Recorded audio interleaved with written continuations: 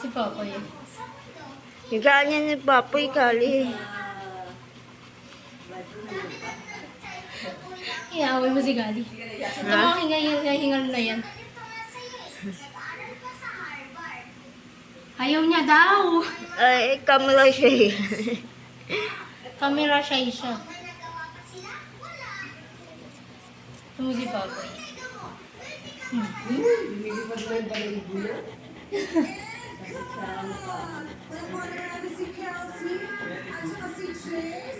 Babaguhin ang mundo ang usapan. Eto na. Pwede na kayo sumagot. In 3, 2, 1, action! Yes, Liza John. Alone together. Alone together is correct!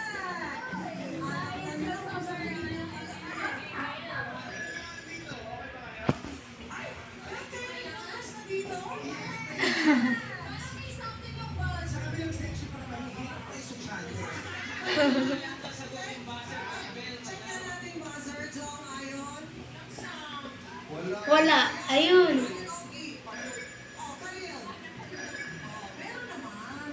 Mabagal lang talaga sila.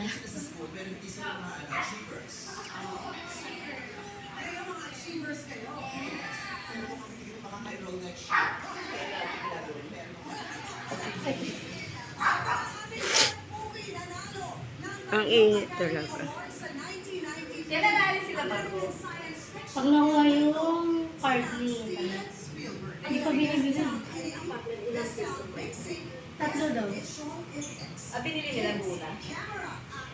Nakapangalan na kay kayo. Sabi niya. Kaya dapat magdadala siya ng bagong kontrata. Kasi pataasan niya. Oh, meron talaga. Nung nabili niya. Binili niya yung yun nga. Oo. Tapos nung kinausap nga daw niya, kinakabahan. Siguro akala pa, alisin niya. Eh, hindi rin na naman nila mga... Tutuloy lang. Iba-iba lang eh. Kasi iba-iba din yung site. Hindi ko na...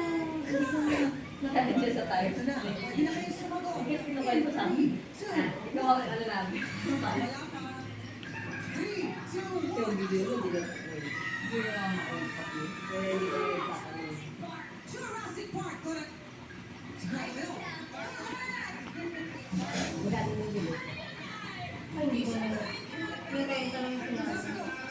Yun. Magkano rin?